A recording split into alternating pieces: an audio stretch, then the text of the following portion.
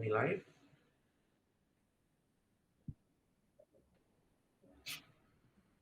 And action. Okay, so we are live, yeah?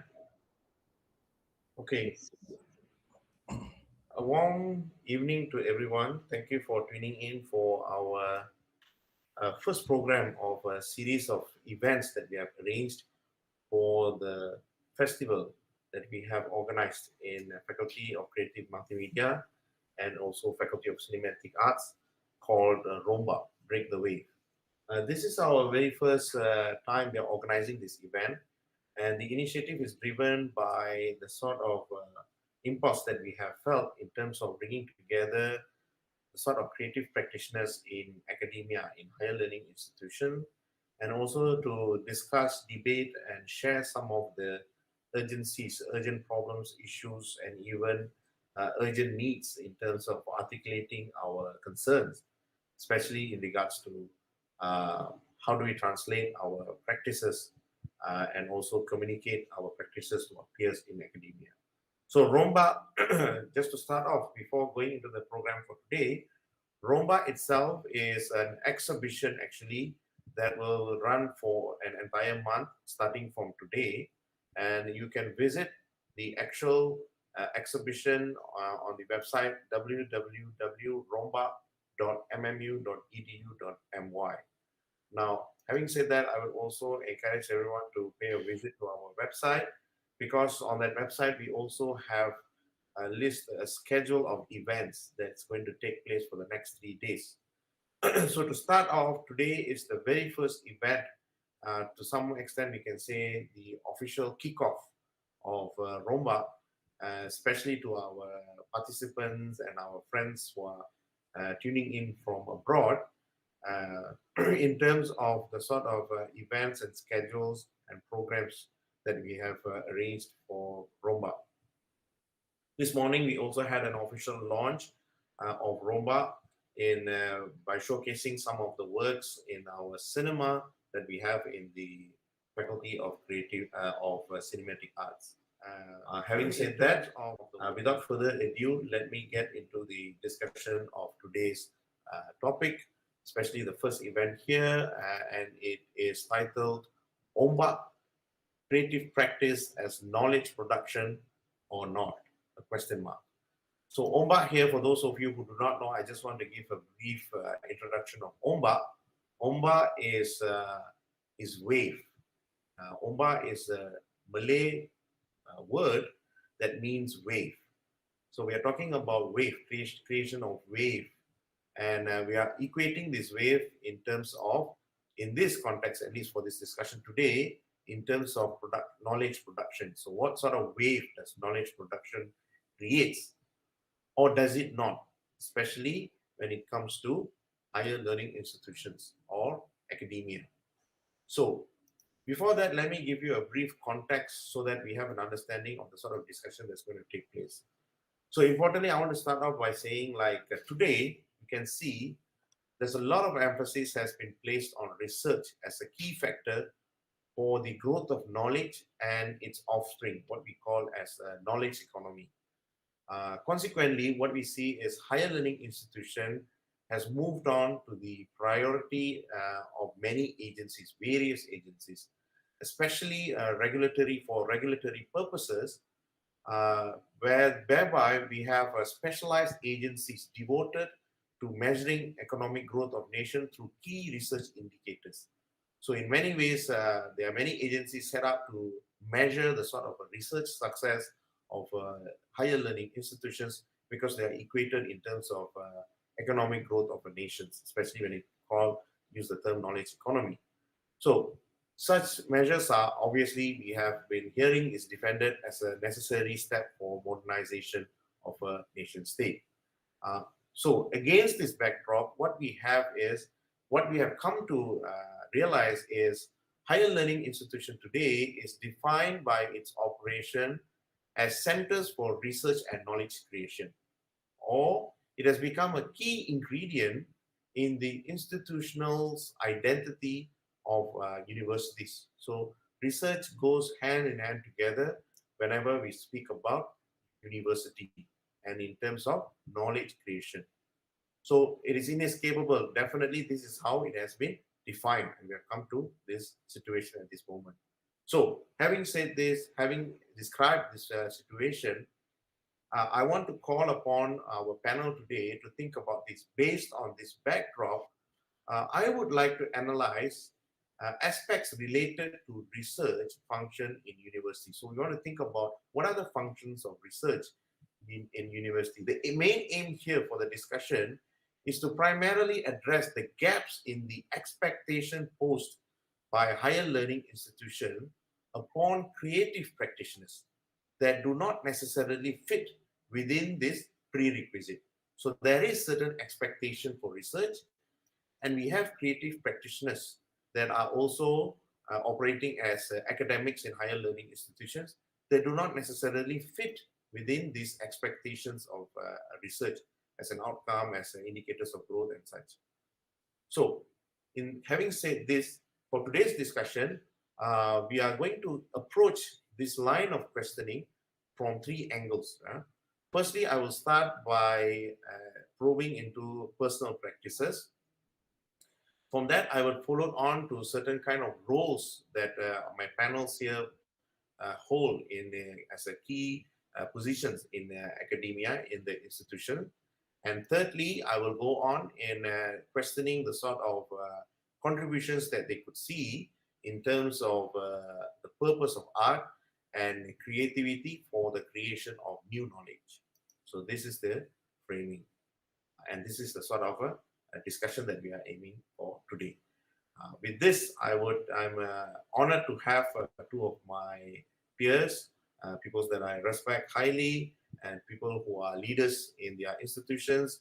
What we have here is two deans from two different faculties who are actually leading pioneers in the realm of creative practice in multimedia, in the domain of multimedia, especially for the Malaysian context.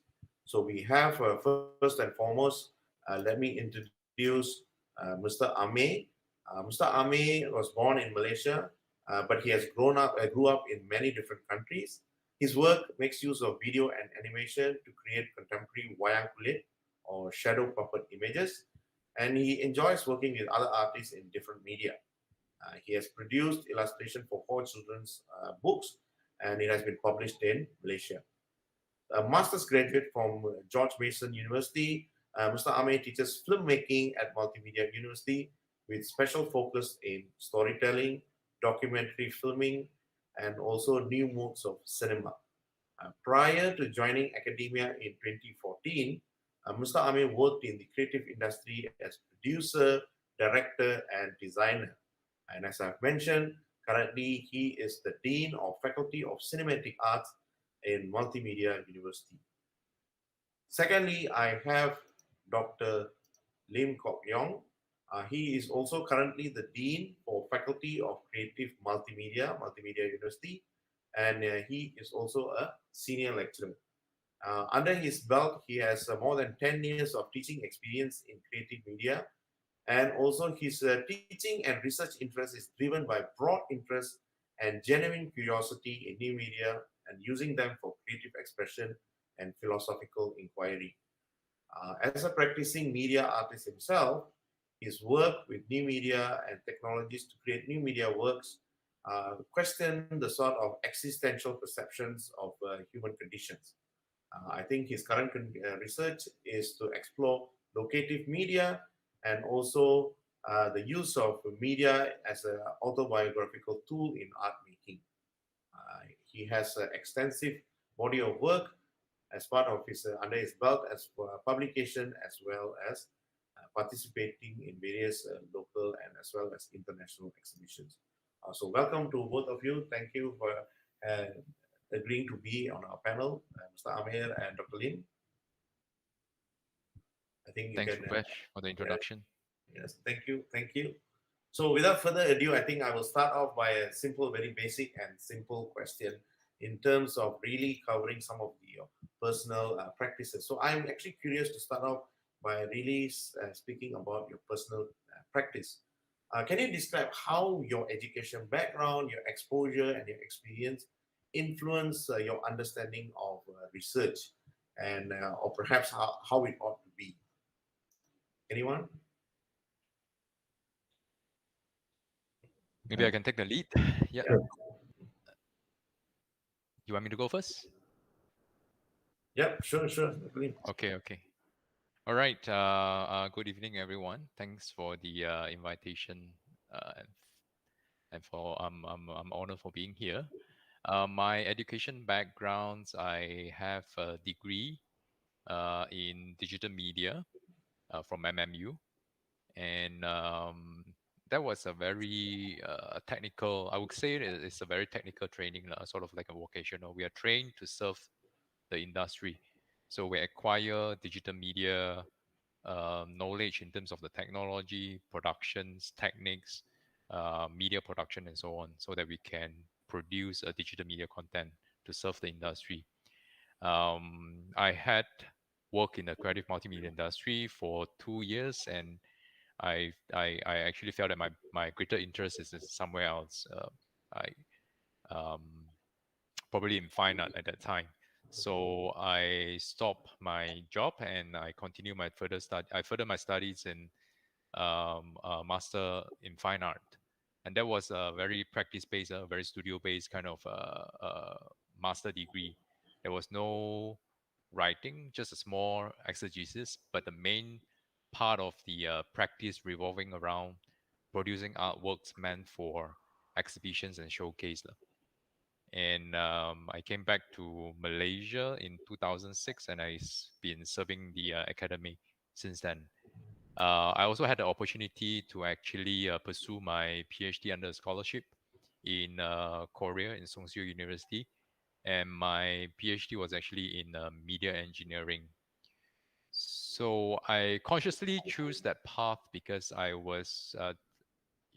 came to a point in the career where I don't know how to, I didn't know how to proceed further because there are so many questions waiting to be answered and so many problems unresolved, especially in my own research as well as my practice. So I consciously choose that path because it's actually a PhD programs offered by a school of engineering, and under my professor, he actually created a lab called Media Art Aesthetic Lab. Media Art Aesthetic Media. I can't remember anyway, but it's media art and aesthetic technology, lah, something like that. So it's a very it's actually what I call it. Um it's a research base, but there's also classes to attend, but it's under the domain of engineering, right? So we study literature about aesthetics of media. We also study media history, critical theory, as well as technical theory, especially in regards to media engineering. Yeah. So as you can see, my background is very diverse.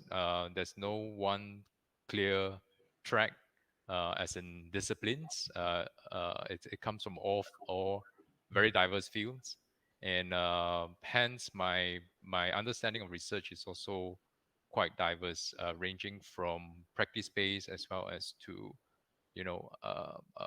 paper writing or journal writing, that sort of research as well. Okay. Yeah. Pretty interesting. Mr. Amir, anything to add? Right. First of all, thanks for the introduction. For me, I think I'm a bit more unconventional, I suppose. As a To begin with, I'm actually a fine artist. That's kind of like my degree. I've actually I paint. I'm a painter, and pretty well, I might say. So for me, I'm really into figure painting and figure drawing. So, but I gravitate very much towards a human figure. So that's why at some point, when canvas was very limiting, I slowly ventured into the moving image. So filmmaking was the next step. So that's when I started kind of like exploring filmmaking, and I kind of like joined the industry. Was introduced to many other mediums, including animation, sound design. So my tools has been expanded. So I've been experimenting a lot, but you never, even though I've been going away from fine arts, but I still come back to it, and with the new kind of knowledge that I've learned, new skills, new tools, it kind of like make me want to combine all those. So in a sense, it's almost like mixed media, huh? Yeah, utilizing both traditional and technology. So that's where I started to, after I worked in the industry for many years, I decided to just take a break and pursue my MFA in the United States, and that's where all the chaos happened, lah. You started to really play around with all this different medium, and it really helped me see things differently and explore more. And at that time, the internet started to kick off, so I guess I would say more things to explore. So yeah, and then and you did mention about my fascination with wine Kool-Aid. So I don't know, something about being away from home. Suddenly you see all this element that's very precious, all this your own culture. So I started to explore that, and in a way, wine Kool-Aid is part of the moving image kind of art form, because it's about storytelling. So I picked up on that, and then a lot of my exhibition involves wine Kool-Aid. So later on, when I came back to Malaysia, I just continue to work, but and then just by accidental, I joined the cinematic program because it was just there was an opening, so I just give it a try. But somehow I got hooked into knowledge, so I kind of like enjoyed being in the academia. So I started to learn about storytelling. So that's why this is where I started actually in the Faculty of Cinematic Arts. So I started, appreciating what it means, about metaphor, symbolism. So that adds more to my knowledge of creative practices. So that helped me a lot in my craft. So I don't only just do stuff. I understand. I can tell stories in many different ways. So it helped me a lot in my practices. And for me, like just to answer one of the my understanding of research, that body of work that I've done before, that that portfolio is the research, because there's something that you cannot be captured in front of text. It should be documented. So all the work that I've done, for me, that's the research lah. So yeah, back to you, Dr. Rupesh. Yeah, I think it's interesting that both of you speak about this sort of diversification in terms of your Mm. practices, right? As in, like, you move away from what you have known and you venture into a totally different arena. And I think this is, to some extent, correct me if I'm wrong, it seems like this sort of impulse of questioning something through creativity, right? This sort of impulse. But I just want to quickly follow up as well, right? Like, one of the major problems is, like, how do we translate this into a concrete knowledge? And to some extent, in universities, the knowledges are captured in terms of publication, say, let's say, as what Dr. Lim has mentioned, one of his research output. And this has been a pillar to some extent in terms of knowledge production. And I really find it is intriguing when Mr. Amir mentioned about documentation as part of an archive, as part of also research output. So I wonder, like, how do you translate this, or what sort of engagement you have, especially in academia, right, in terms of translating the sort of practices that do not actually fit the models, the conventional models of what knowledge is, and what are those challenges that you encounter, and how do you navigate through this in your own practice? What was your strategies? Anyone? I well, Amil mentioned the words chaos, right? Yeah. It's indeed a very chaotic scenario in in the kind of situations that we are in right now, especially we are practitioner who also happen to be academicians, and as the major direction is going towards research academy or research institutes, somehow we are forced in a way, to actually adapt to these kind of situations. where we are forced to do research, right? So I can speak from the accounts of responses that I received from our colleague ourselves.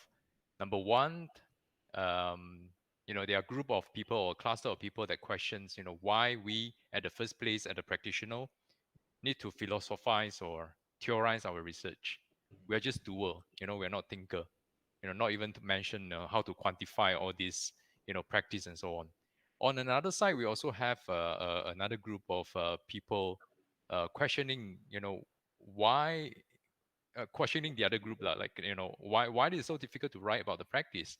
When you practice, you have your method, you have a concept, you have the subject matter, you can even write about the pedagogy of teaching, the credibility itself. So here we can see there's a great gap between, not just between our disciplines, right, and others, but also within our discipline itself there's a great disparity as well as a gap. So this sort of arguments continue to resurface in a debate that involve precisely the distinctions that lies between art practice in itself and art practice as a research. And I believe they are both valid arguments, right? Um, we have another terms for artistic research, such as practice-based research or studio-based research. The characteristic of this sort of research is the work of art, the artistic actions, the creative processes, and not just the motivating factor, such as the concept that you can write about it, but this cluster of practitioner researcher, they are more concerned about the artistic practice, the actions and the practice of creating something or performing, which they think, which they believe the outcome is actually the research output itself. That is very central and important to to the process itself. And these are very hard to be put into words. Yeah. We do have to recognize that these are language, but probably a visual language that cannot be, you know, that cannot be limited or contained as number of pages, number of words. It's probably more pictorial, um, uh, s- uh, uh, and they are questioning why the press or journal cannot accept that as the nature of the research, but have to force the practitioner to write about it. So this sort of highlighted or bring up that bring up the nature of the art practice itself, which has the experiential component that cannot be effectively expressed or efficiently expressed linguistically. To a certain extent, it even refutes explanation. Why do we have to explain about the work, the credit work that we make or produce? So that is the ontological status of the research objects. What content lies in the medium, which the idea itself is about the artistic experience, and how can one articulate the content if it is not about articulations but rather experience. For example, if I shoot a photograph, the person in the photographs, do I need to explain why I take that pictures, what is the story, what's the narrative? But it's rather about the moment that's captured in the photo that demand to be felt instead of explained, right? So the very fact that they do not qualify as academic research say less about the research itself than about what we currently understand by academic research, right? So this is not to say that we cannot write about the viewpoints, about the concept, or not to say social and political or critical theory, even technology cannot play a part in the artistic research. Those are discourses about art, the social context, as well as the material of research that we can write about. But we have to understand the distinctiveness of artistic research derived from the artistic process or the practice, as well as the output. So I would like to bring to a sort of like a realizations is that we need to acknowledge it's not about writing or not writing, but it's about acknowledgement of the methodological pluralism. Yeah. Sorry, it's a bit lengthy. I think that those are very important point. I think the point of acknowledgement of plurality, right? The difference in the sort of approach of research, and I think this fits perfectly well with Mr. Amir's practice as a coming from fine art and looking at a sort of practice as a the documentation of practice as a sort of research output. Thanks. Yeah, right. uh, Thanks, Dr. Lim. I think you took a lot of all my points. But what I wanted to add, I think there's still something about creativity that people don't realize. Like for example, people don't. Most people don't realize that the creative people they need to play. They Mm, need to have a creative a place, a space where they can safely explore, they can safely reflect, express their own feelings. And I think the thing that I want to highlight is like feeling. I think I used to make a lot of jokes with Dr. Kobyong that like you need to feel. Huh? So how do you capture that? Sometimes these things you cannot be captured with words. You have to be seen and you have to be experienced in order to understand the outcome. So yeah, there's still quite a lot of even worldwide, people still don't understand how the creative process works. So that's why when they, so when this is not being highlighted, so people tend to like oversimplify it, but it's actually quite, you know, again, it's all goes back to experiences. Yeah. mm. Well, I, I mean, talking about feeling, right? Like actually feel, right? I think this is very fundamental in actually exposing the subjectivity of the person as well as the subjective nature of art.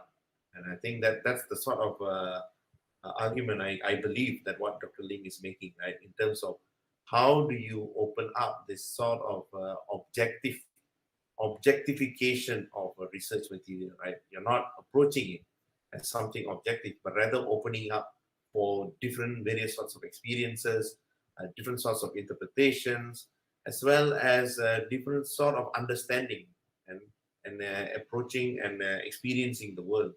I think it's really interesting these debates and these sort of propositions that you're bringing. So I want to relate this in terms of like as an academic, right? I want to bring it back to institution, and especially as deans for two different faculties.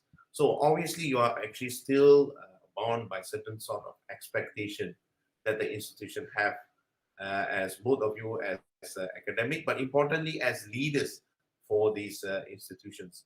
So how do you actually present these ideas, this sort of opening up, or what are your methods in terms of first uh, harnessing or actually building momentum, perhaps, or even gaining enough evidence to show the difference in research?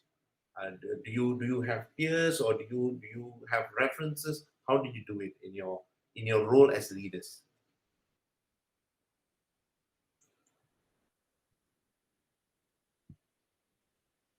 No? Oh, it's too heavy. You're still thinking. Maybe to simply put, maybe what I'm asking is, as leaders, what do you see your role as? Now you have this, right? You have your practices, and you believe in this sort of practice, I suppose, right? So, what do you aspire as leaders? What do you do with this? What are your aspirations? Given now you're in a leadership position.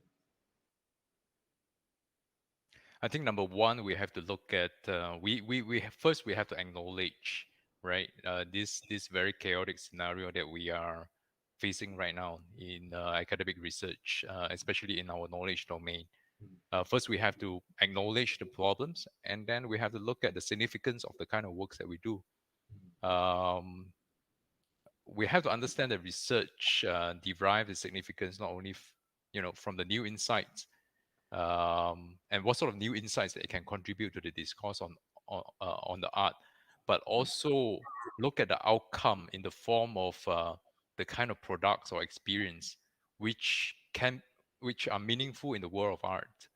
Yeah, and also the meaning, um, not just about the sort of quantitative formula of you know mixing colors or the methodology of musical compositions, because sometimes, to be honest, we also don't know how we come to the final result as well. It's just tacit. Yeah, we just But know the how to thing do. is, sorry to interrupt, Dr. Lim, but I Yeah. think I also want to ask this question to Mr. Amir as well, right? Like, really, I want to unpack a bit this idea of significance, because this has been a very important marker, Mm, or a very important sort of a reason to argue for a particular sort of research, right? So, in a way, like we can say, the sort of a commercialization aspect of research is an important component, right? To mm, actually determine the value of research. So the significance here is determined by the application of research in solving real world problems, put it that way, right? So, and I think what you are talking about in terms of significance is totally different. mm, Correct me if I'm wrong. mm. So I want to really indulge in this and open this up, like really to think about this. What do we mean when we say significant? What significant are we talking about? What sort of impact, if any, are you talking about to actually perhaps to sort of get the validation that you're seeking, and also to make the argument for the sort of difference that you want to bring?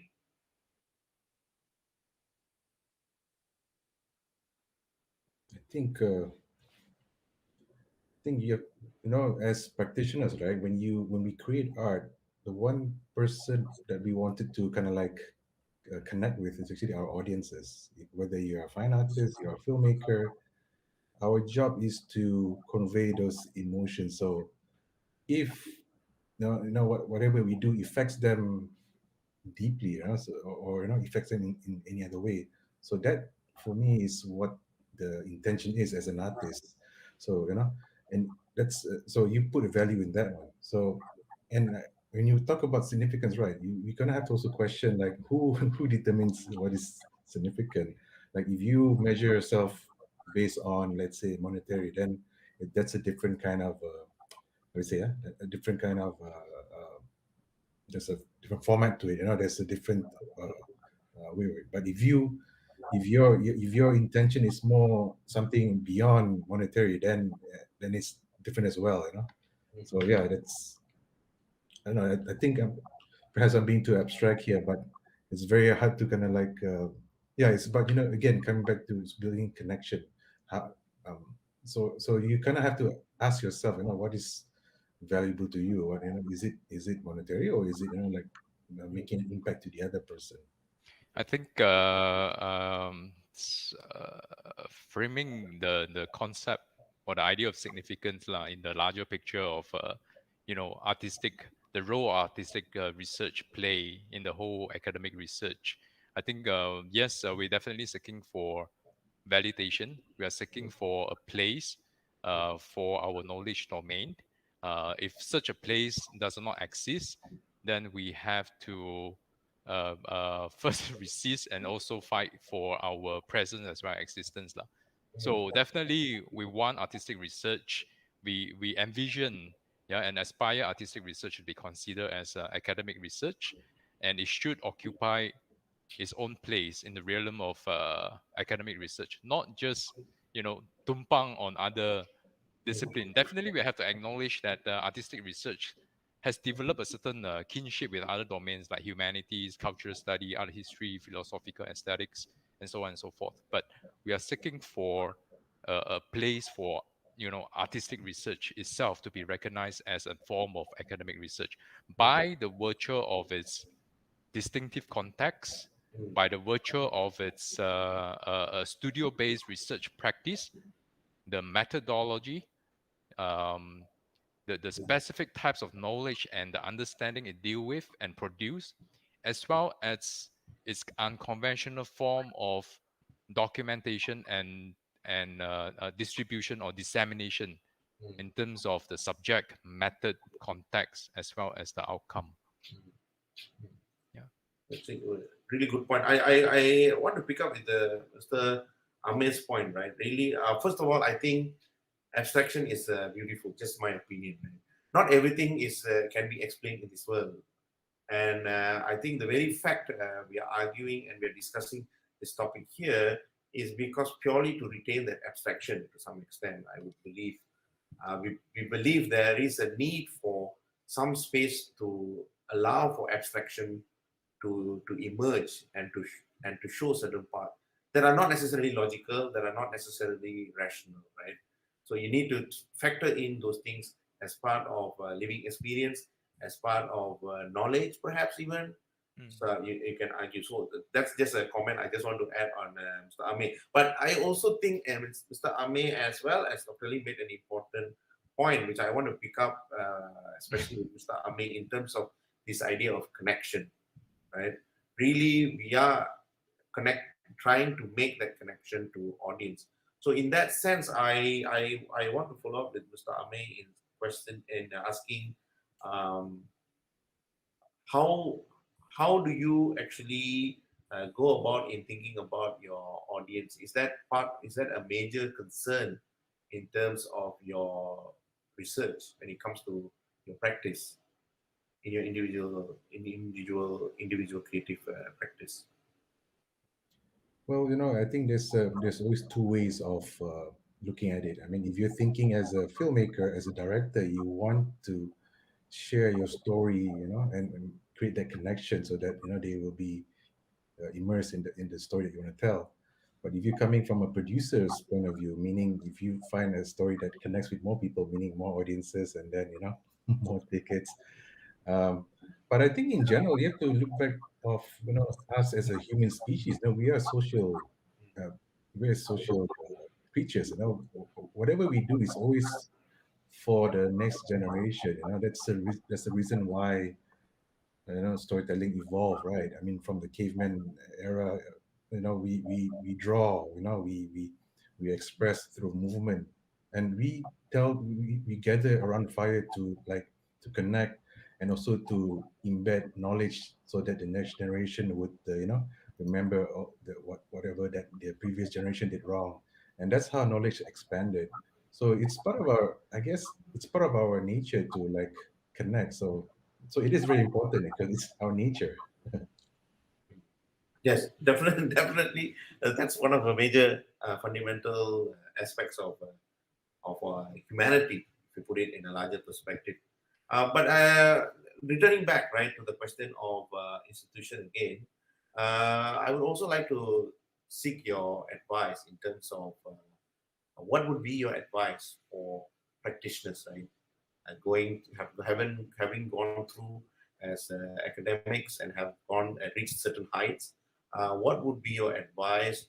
Not necessarily, of course, there are struggles. Any academic, I think, at this current contemporary moment, are actually really facing a very tough time in terms of the sort of high expectations that are imposed upon academic. This is even more so for a creative practitioner, I believe. But having said that, I'm also thinking about it from two aspects. Yes, one is as a creative practitioner, how do you maneuver academia, and secondly, also as a career growth in academia, right? How do you grow as an academic who is creative? What would be your advice and your guide in that sense? I think for one thing, you should not never stop practicing, because once you are, and not to be content with your practice, because once you are in a comfort zone, then you stop, then your progression will ends there.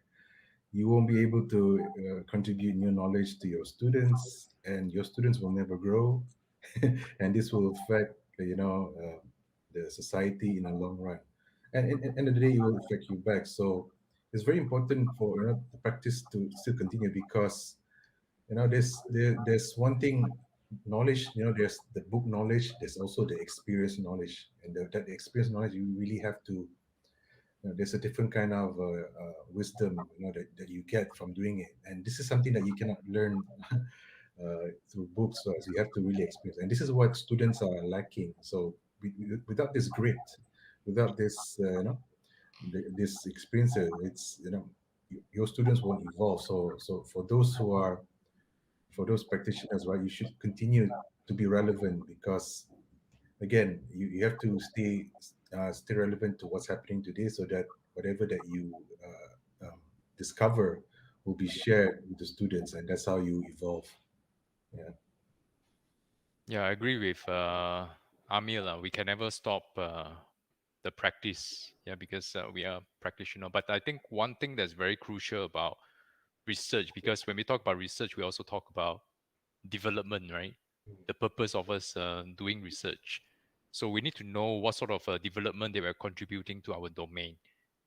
Um, Artistic research seek to contribute to. We must understand that artistic research seek to contribute to artistic development.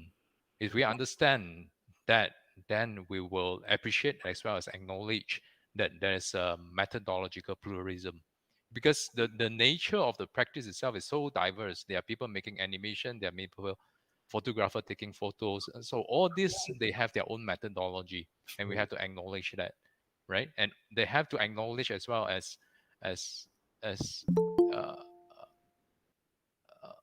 and recognize those are the method, and those method as well as a practice that they introduce contribute to the artistic development, the development of the arts, just as all other researchers try to contribute to the disciplines in their questions, yeah, in their knowledge, that the domain, right? I think just to quickly follow up on the domain, right? What is interesting, and perhaps to some extent I find it contradictory, is like you are, to some extent, both of you are actually indicating strengthening the domain. And in this case, just to have a clarification with our audience, we are talking about art and design, yeah? Correct me if I'm Yeah, wrong. That's the yeah, yeah, domain yeah, you're referring, yeah? correct. But at the same time, I also find it contradictory in a sense. Both of you come from a discipline outside of it, coming in and then exploring other disciplines as well. So there is this sort of put it in your terms like a chaos, right? Like you're talking about reinforcing a particular domain, but at the same time, I also discover, especially by talking to both of you, is like you don't actually come from that domain. You come with a body of knowledge or body of experience that comes from various other disciplines that then contributes to this. So in that sense, like that's what I'm a bit seeking a bit of clarification in terms of your thoughts on this, right? Like what do you mean by domain? And there is this kind of tension between like building and securing the domain, but also allowing the domain to remain open enough to Mm, embrace other sort of changes or perhaps disturbance, interference. I don't know, these kind of things. mm. That's the tension I could feel from the sort of comments that you're making. Mm. Any thoughts on this? I think the nature of the domains, first, as I just want to reiterate here, is that it's already so diverse, in the sense that there are so many ways of making or doing artistic research, Yeah. right? So as um, um, this is a very open undertaking, in that sense that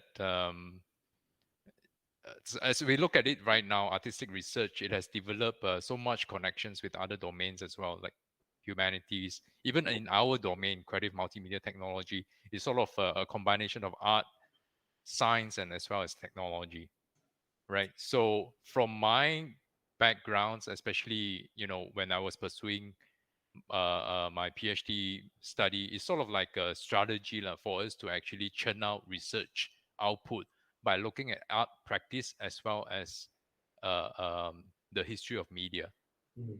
right? So we have to understand that looking from this angle, we sort of understand that art practice are technically mediated practice. It has the physical properties of art mediums. When we do installation, for example, there's a structure. um, we cannot avoid talking about medium and technique, so that sort of give me, especially in my domain, of media arts, and sort of an angle to actually articulate not just about the art practice itself, but there's also other knowledge, especially in this sense, the very applied aspects of artistic research, right? So talking about the applied research, the boundary between applied research in arts as well as artistic research is basically very artificial. So you Mm. can see that this is just for us to tackle the research aspect with a certain perspective and angle. So in the practice of art itself, this distinction is not useful, but this distinction is useful when it comes to research. Yeah, it's we have to see this as more like a continuum that provides more options, for variety of research Mm. strategy lah. Yeah, I, I I think think come to the conclusion that it's actually a strategy. Yes. I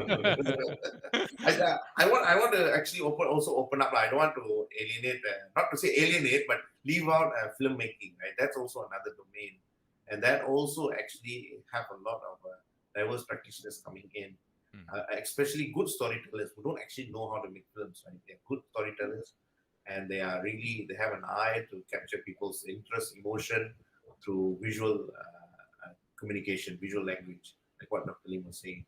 So that is also I'm also thinking about filmmaking as a domain, uh, and I think it's interesting in terms of your background, Ami, as in talking about documentary, talking about new cinema and all this sort of changes that cinema is also going, and the sort of changes and all the organic nature of the domain. Mhm.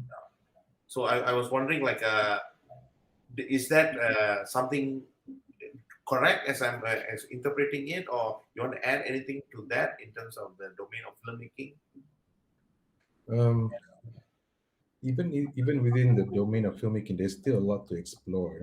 For now, who's to say that you can only enjoy like a film in a cinema? Right now, it's been Mhm. institutionalized that way. Like That's right. That's right. content.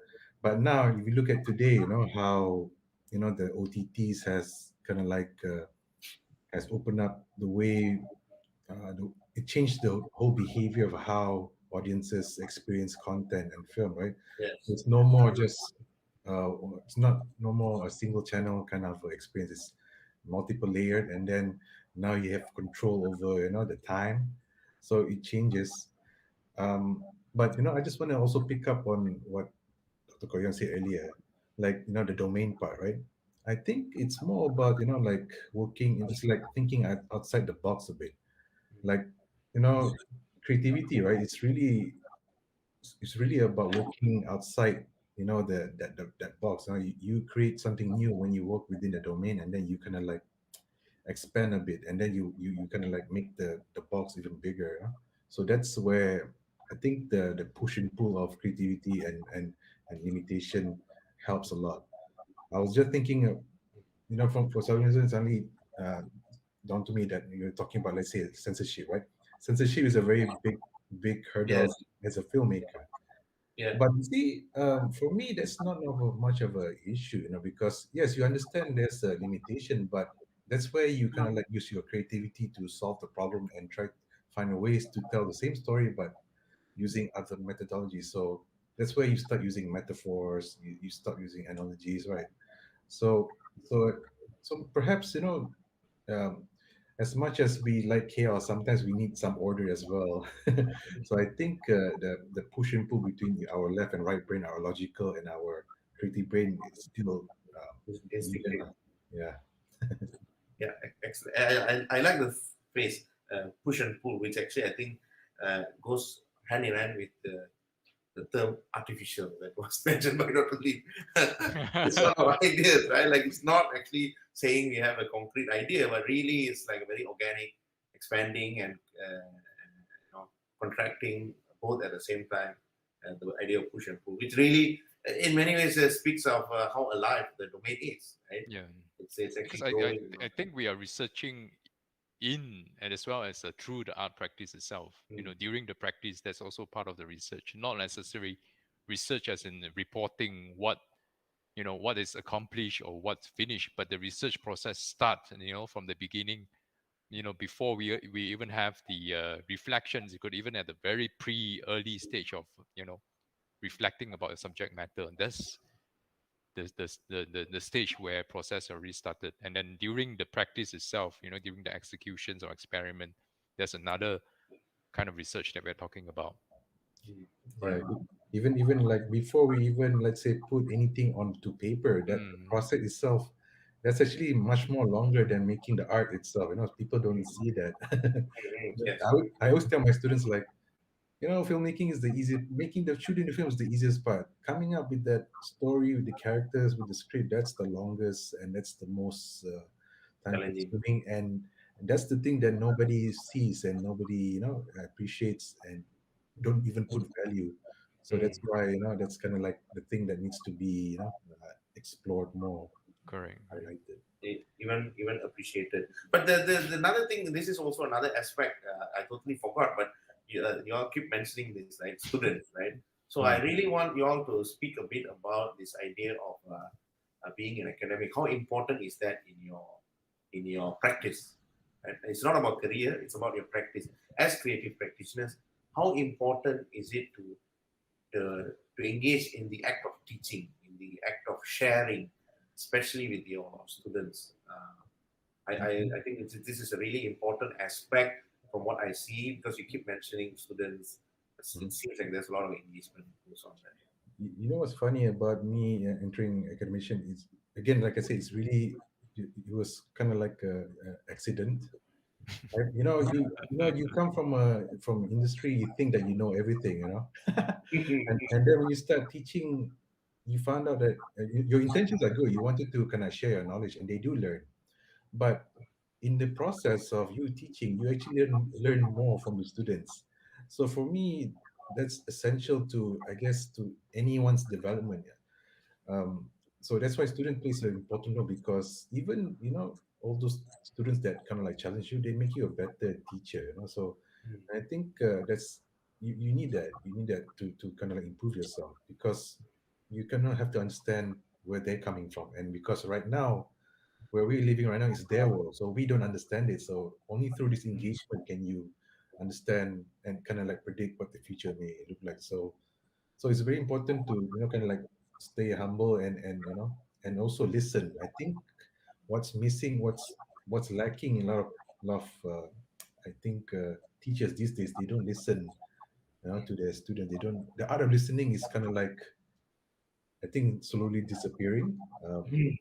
Because especially in this world of information, right? You think you know stuff, but sometimes you just have to take a step back and just uh, you know listen and yeah, and observe, and don't just see but observe. So those kind of little things really is very important to be as an educator. And students are smart, man. They actually have more knowledge than a lot of the lecturers, but but the thing is, but what's a bit dangerous right now, because a lot of the so-called knowledge, we don't even know if the knowledge are good knowledge, and if it's even a knowledge. So this is where the lecturers come in. We are here to navigate with them and kind of like uh, you know um, to guide them to find the true information, right? So Facilitate, facilitate. facilitate. So we are here to facilitate more. Yeah, actually. So yeah, they have to walk the line. But we know through our experience what is good, what is bad, because we have the experience, the life experience. So this is something that we can share with the students. They don't know grit, they don't know hardship. So this is this is where I think the practitioners, educators come in, to just be that guy, just to make sure that they walk the right path, but they still have to go through it themselves. Yeah, I like the fact that Amir actually say, you know, teaching is actually a two ways things that we always thought, it's actually one way where, the knowledge is actually passed down from the experts to the students, but it could also happen the other way around. And I think teaching also play a very crucial part in my own, you know, my own artistic development and also academic development, in the sense that there could be certain literature that we always study, right? In every batch of students that we together with every batch of students that we teach, but as time goes, the understandings will become very different, in relevance to the context of the times when the literature is being read. So there are interesting findings, there are interesting response coming from the students, which also provoke, you know, and instigates a new thoughts and responses towards this so-called classical literature as well. But apart from that, definitely like Amir say, students nowadays, they not just learn from the class, they also learn from other all kind of platform as well, and sometimes they pick up even faster than the teaching stuff. That's where, consider that as a two-way kind of knowledge sharing. We also get to learn a new technical knowledge as far as the practice is concerned. That's that in a way it also help us to improve our sort of practice lah. Mm.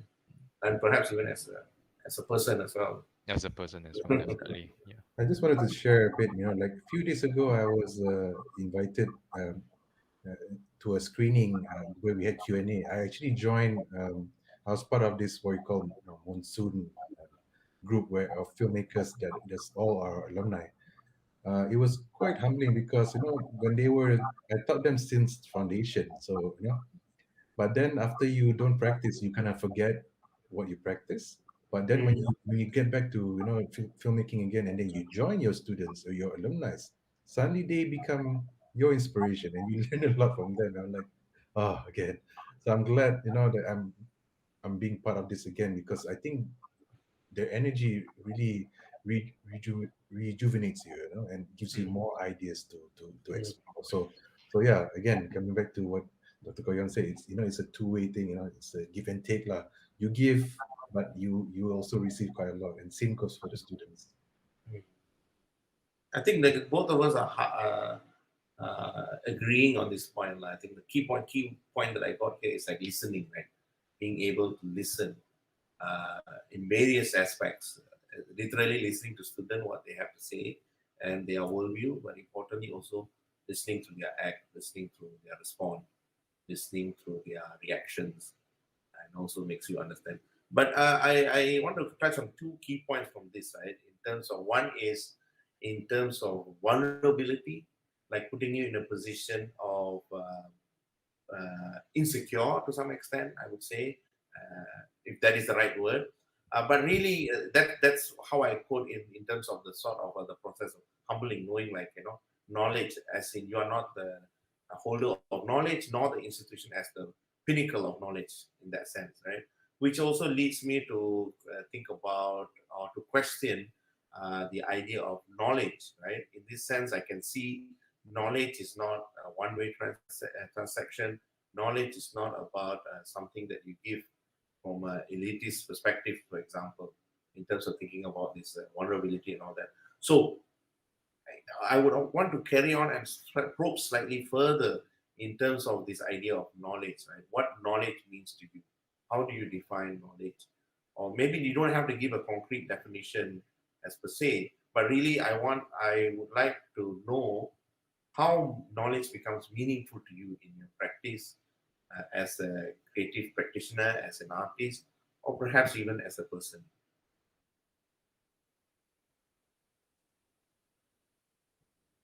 Yeah. Well, again, another heavy question.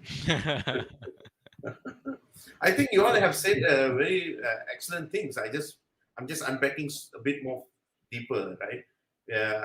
There are many aspects. You talked about knowledge from different angles, right? As in from an institution perspective, from a personal perspective. Now, like really thinking about knowledge from a larger perspective, you are engaging with students, you are engaging with people, right? So how does that becomes meaningful to you? Because I think one of the significant, to some extent, right, from what I've heard so far, you could argue like there is a different sort of meaning that of knowledge or experience of knowledge that is being brought forth through this sort of how do you see it? Rebelliousness, resistance towards how institution frames knowledge. Right? That is what I get from what you all are trying to say in terms of emotion, in terms of so The that's ROMBAK spirit lah. Rombak spirit, the idea of Rombak spirit. So how it becomes meaningful that it compels you to rebel, right? There's something they need that compels you to say, no, this just doesn't work because I believe in the way in which I experience knowledge is different, or it becomes meaningful to me in a different way. And that is what I'm getting at to some extent.